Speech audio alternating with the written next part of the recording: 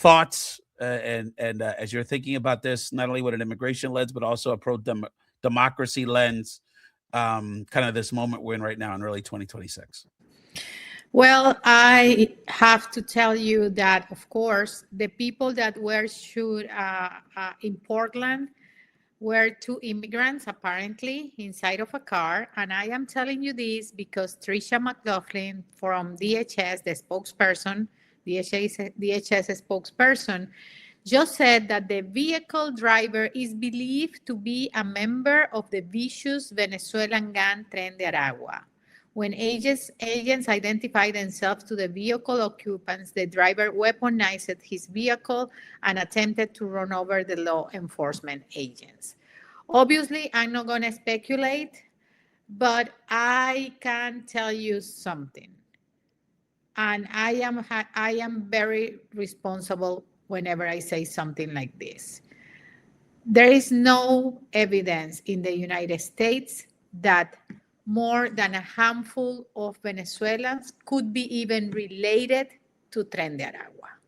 So the thing is, anytime a Venezuelan is detained, every single time a Venezuelan is bring to any ICE detention center, or a Venezuelan is with tattoos has been detained, and it's not my words, it's not an opinion, it's not a point of view. Facts have been showing us that for many months already. They try to make a link, or they say that is linked to Tren de Aragua. It is extraordinary to the way the Venezuelan community has been targeted and hunted under this accusation. And whenever every single case goes to work, you realize that there is no any way or any evidence that can prove that the people that has been detained, even the ones that have committed any crime or any misdemeanor, it is almost impossible to make any link to this vicious gang, as she said. So, of course, they're going to say they are Tren de Aragua or they are linked to Tren de Aragua. Probably, as they said whenever they sent the Venezuelans to Secot, when they were saying that anyone that were detained and they could link him like 2 or 3 levels of relationship, like a friend of a cousin that is your neighbor, and that person committed a crime or a misdemeanor, then you are part of the gang. This happened. I am not making this up.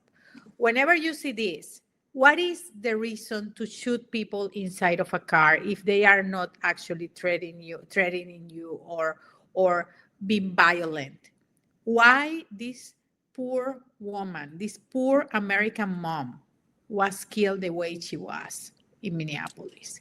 This is the escalation that everything is. I mean, obviously, it is really hard to be surprised because they have been escalating with the violence, with the immigrants, with the people recording everything that is happening, which, by the way, is a right in the United States. We live in a democracy, either they like it or not. We have rights in this country. And I am an American, a naturalized American, but I am an American. I believe I am an American. And I respect this country. And that's the reason I'm raising my voice. We need to keep raising our voices. This cannot be the new normal in America. There is a family that is destroyed, shattered, kids that are not gonna know their mother. They're gonna forget their mother. They are too young. There is a wife, there is a mother. And this poor woman didn't do anything to deserve this. Anything. I don't think, apparently she was not even involved on everything that was happening on the street. She was just trying to get around them. And ironically, she was doing what they wanted her to do. They wanted her to get out the way. So she was driving away to get out the way. Her wife said that, her wife said that she was on that street because she just dropped her daughter to the daycare to go to work. It's so tragic, and the we're all culpable in this in some level, because the tragedy of this whole one of the tragedies of amongst of this whole moment in our history is that regardless of if we voted for Trump or not, we didn't as a society push back on this narrative that inherently that the recent immigrant refugee wave, which was largely refugees, people escaping the issues in Venezuela that that have been well chronicled, were inherently violent or inherently criminal. And just because we are Venezuelans, or because we are Latinos, or because exactly, we are brown, or because we have an accent, or because we are black with an accent. I mean, this is where we are. that's right. That's right. And so now there's buyer's remorse even from people that voted for Trump to say, you know, and he's even losing support for this policy because they're realizing as they're seeing these horrific images and seeing the reality of it is that the vast majority of immigrants they're just part of our community like everybody else. And there's lots of gray areas around legal status and all kind of people trying to do it the quote unquote right way. And why are people being detained at work sites and going to court to go through a legal process or try to file a legal process? So, and actually very few, to your point, only a fraction of the people that they've detained have any criminal record. And that's stretching it from, that's including like speeding tickets and, not paying taxes or something. So it's, do you know how many Venezuelans are actually condemned and in jails paying for their crimes in the United States? What's that? According to the Department of Justice jail system, 10. Wow. That I think that says it all. That says it all. And all that being said, if there was a process, if there was a law enforcement strategy to address violent people in our communities, regardless of their legal status, if there was trust built in our Latino immigrant communities to work with law enforcement, we would be the first ones to help to identify them in our communities. Absolutely. We don't want them in our communities either. But you need that trust. You need that trust. Of course. And I am the first one asking for if we have criminals and you know them, we want accountability precisely because we want to clean our community's name. So we are not defending criminals. Criminals have to pay for their crimes more than anyone else. We are asking, especially if they are Venezuelans, to be held accountable and pay for their crimes, for Christ's sake. We want justice. We defend the due process. We defend the separation of powers, but we defend justice for anyone at any level. But justice implies to do the things the right way.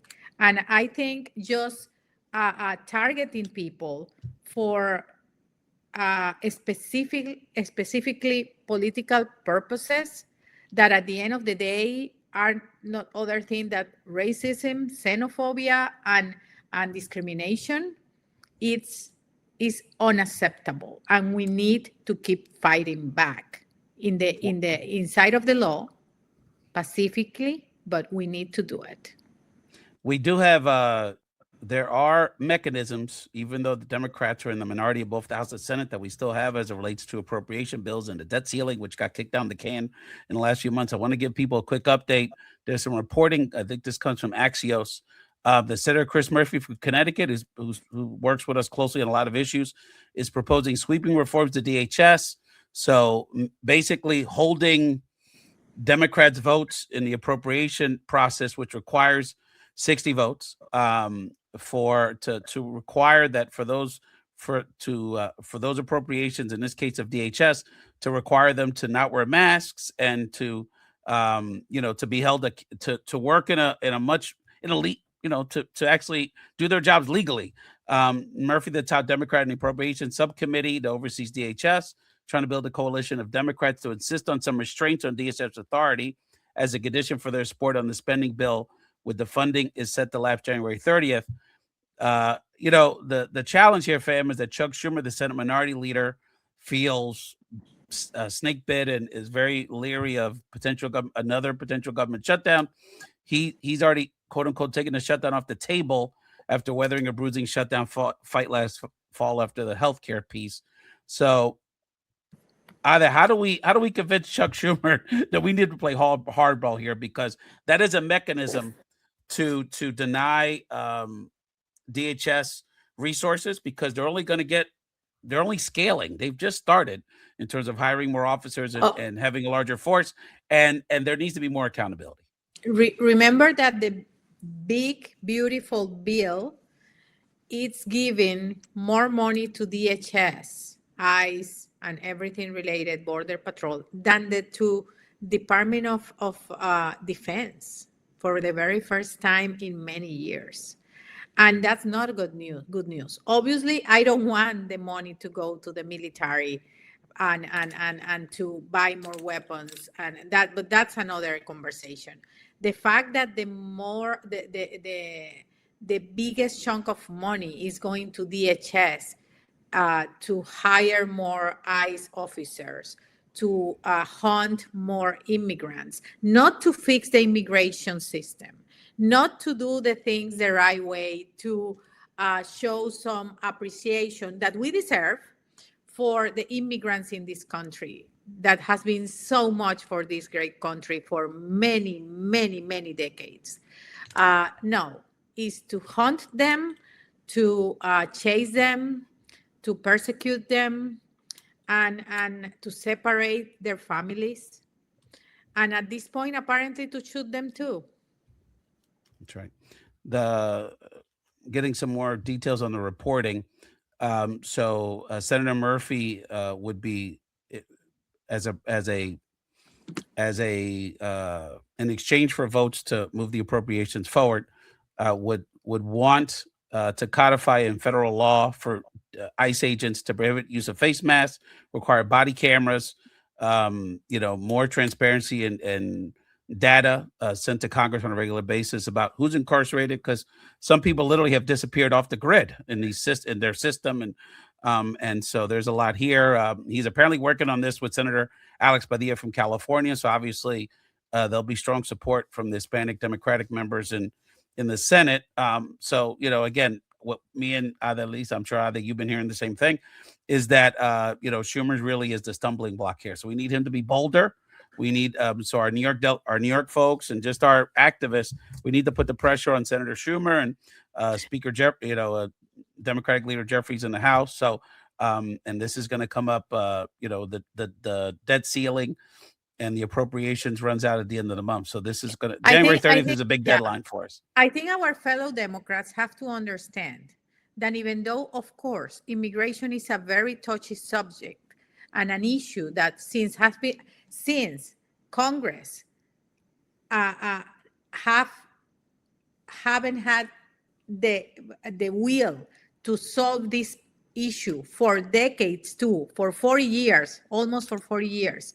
I think obviously we have to understand that it's a very sensitive issue for Americans, for the majority of Americans. But after everything that the Trump administration have done since February of 2025 until now, that perception and that the opinion and the way the Americans view immigration have changed 180 degrees. If you see the polls, not one, several polls, all the polls are saying that Republicans and Democrats and independents support to do something to help immigrants that are already in this country working and trying to do the right thing, law-abiding immigrants.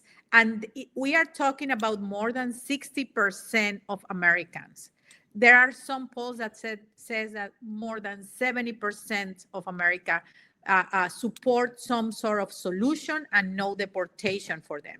So our fellow Democrats in Congress, Schumer, Jeffries, and all of them has to understand that this issue is now a winning issue if we handle it the right way. And the right way is supporting the immigrants that are doing the right thing, working, thriving, producing, helping the economies where the cities where we are, and being part of the fabric of this country. We need to understand that there is no shame or a problem if you have a real solution and you have real projects that can help to solve this problem that is going to cost this country money, growth. If you don't want to think about the humanitarian side, guys, then let's talk about money. We are costing money to you, not because we are here, it's because we are living. It's because we are detained. It's because we are separated. So I think, Senator Schumer, I don't think you're going to see this, but if you see it, just start checking the polls. Start realizing that this is a winning issue as several others.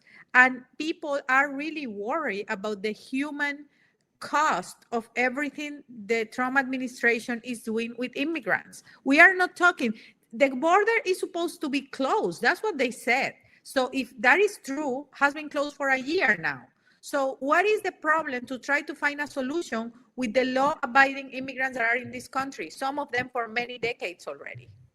And live in mixed status households, have U.S. citizen spouses, U.S. citizen children, pay taxes, homeowners, our business owners, employ people, building, the local economies, are providing all kinds of benefit to our society.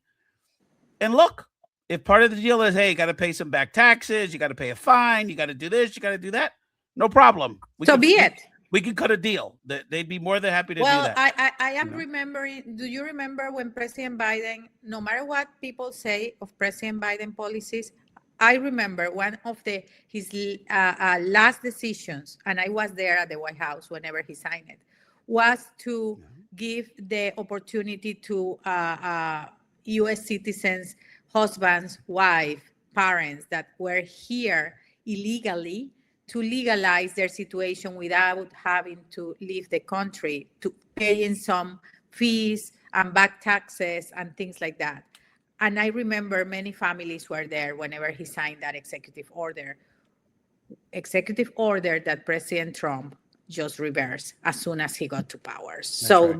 These families lost all, I mean, that moment of joy, of happiness was totally destroyed. They deserve an opportunity. They are more American than many people here in this country. They are families that have gave everything for this country. They have kids that have served to this country. And those families, I believe this, from an economic perspective, are the reason those hardworking immigrant families that have been overworked and underpaid forever are the reason. Their labor and their blood, sweat, and tears are the reason we haven't had a recession. That's what's propping up this economy. No doubt about it. Especially after the pandemic. People don't realize this, but if you look at the news, the United States were the country that were able to overcome and to get out of the crisis, from the economic crisis, from the pandemic. No matter how bad we think we were, it was the country that did it faster and better in the whole developed world. The front line was just this.